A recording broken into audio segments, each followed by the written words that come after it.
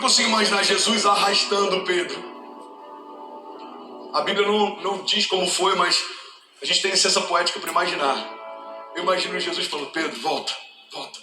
É para esse lugar que eu te chamei. Eu consigo imaginar os dois andando juntos sobre as águas. Você sabe por quê? Obrigado, Lidão. Porque Jesus sempre tem a humildade de se abaixar para onde a gente está, mas Ele sempre nos leva para o lugar onde Ele está. Jesus, Ele pode até se abaixar quando você afunda, mas Ele não vai afundar com você. Ele quer te levar a um lugar mais alto. Ele pode até se dobrar quando pessoas te perseguem, mas Ele não vai viver prostrado com você. Ele quer te levar para lugares de honra. Quem está comigo, diga amém. Amém. Isso é evangelho. É autoridade sobre o pecado, sobre principados, sobre potestades, sobre o medo, sobre mentiras, sobre armas contrárias, sobre palavras contrárias, sobre exércitos inimigos, sobre gigantes, sobre tempestades. Na história da igreja, os inimigos sempre foram potencializadores daquilo que a gente carrega. Eles sempre foram catalisadores da glória de Deus. Porque a glória de Deus se revela em meio a impossibilidades. A glória de Deus não se revela numa dor de cabeça que passou com Novalgina. A glória de Deus se revela numa pessoa que não podia gerar e agora tem filhos. A glória de Deus se revela numa pessoa que estava condenada pelos médicos e agora ela vive como se nunca tivesse nada. A glória de Deus se revela em meio a impossibilidades.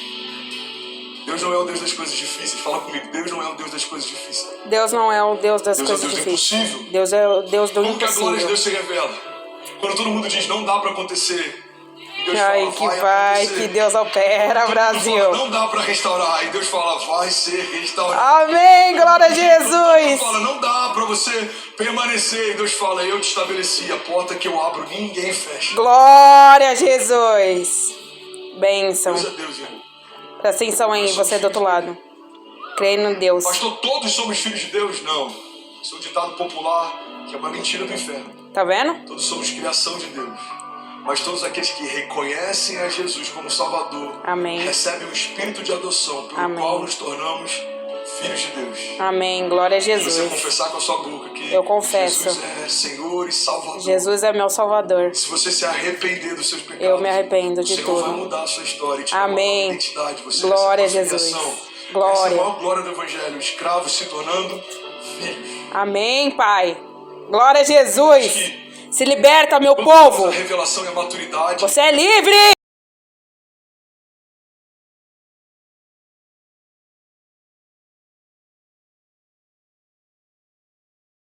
feminino, ele de nada difere de um escravo.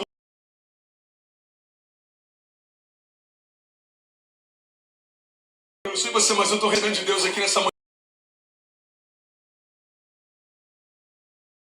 A diferença entre ter direito e ter acesso. Presta atenção nisso daí. Sangue te deu direito à herança. Glória. Mas a maturidade, o entendimento, o posicionamento te dá acesso a ela. Glória. O Bênção, sangue te deu Pai. direito à cura. Glória Mas a a Jesus. fé te dá acesso a ela. Glória. Até a nossa salvação é mediante a fé. Tem Glória. que ter uma contrapartida. Mas Jesus não fez tudo, pastor. Jesus fez tudo que só Jesus podia fazer. Mas a gente precisa crer que Ele fez para receber. Ei. Somos salvos pela graça mediante a fé. Glória. Se você tem fé, você tem em Deus. Por isso, Bênção. irmão, que é possível carregar a autoridade e não usar a autoridade. Eita, É possível carregar a bênção. unção e não usar a unção. Glória a É possível Jesus. carregar a identidade e não acessar a identidade. É possível carregar o próprio Deus e não usufruir da vida de Deus. É possível carregar paz e não viver em paz. É possível carregar promessas e não viver promessas. Por quê? Porque a tua história não é marcada só pelo que você carrega, mas pelo que você faz com o que carrega. Glória. Vamos falar de dinheiro. Bora. Muitos herdeiros a gente não conhece. Eu já ouvi falar que perderam tudo. Eles receberam algo poderoso, mas não estavam preparados para usar o que receberam. A igreja recebeu autoridade, mas ela precisa aprender a se mover em autoridade. Senão a gente pode estar pedindo aquilo que por herança a gente já recebeu. Não guarda isso, tem muita gente cansada tentando conquistar aquilo que por herança já recebeu. A paz não se compra, a paz se recebe. Quem é a paz? A paz tem um nome. Jesus é o príncipe da paz. As riquezas, a gente tem que trabalhar e tem que trabalhar duro. Mas não vai vir pelo meu muito trabalhar. Eu trabalho porque eu tenho que trabalhar, mas eu recebo porque Deus tem prazer em me dar. A Bíblia diz que aqueles que Ele ama, Ele dá enquanto dormem. Nenhum ouvido ouviu, nenhum olho viu outro Deus além do nosso, que trabalha para aqueles que nele confiam. A paz da igreja não é pelo saldo da conta bancária. Eu sei, isso é óbvio, mas nem sempre a gente consegue usufruir disso. Quantas vezes eu preguei, irmão, com conta de luz cortada. Quantas vezes eu preguei vivendo momentos difíceis financeiros, mas quem me via pregando nunca imaginaria o que eu estava passando. Por quê? Porque a minha paixão não é pautada no meu saldo. Se o meu saldo é alto, eu estou apaixonado, eu estou pregando com autoridade. Se o meu saldo é negativo, eu estou abatido. Não. Eu aprendi algo que marcou a minha história. Alguém quer ouvir, diga amém. Amém. Eu vivi momentos difíceis e eu decidi. Isso é uma decisão. Eu decidi não me mover pela circunstância do dia. Porque eu sei que tem dias que as circunstâncias são más e tem dias que as circunstâncias são boas. Mas Deus é bom independente das circunstâncias. E aí, quando eu estava no meu pior momento, eu lembro como se fosse hoje, o meu pai, um dia conversando comigo no hospital, ele falou: filho, que loucura isso que você está vivendo, né? Meu Deus, mas vai dar tudo certo, a igreja está se mobilizando, estão fazendo uma vaquinha, vão pagar a conta. Eu falei: pai, sabe o que é engraçado? Eu estou vivendo meu pior momento.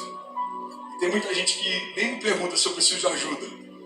Tem muita gente que nem está preocupada em auxiliar ou participar disso. Mas essas mesmas pessoas, pai, quando eu estiver prosperando, vão ter uma opinião sobre a minha prosperidade.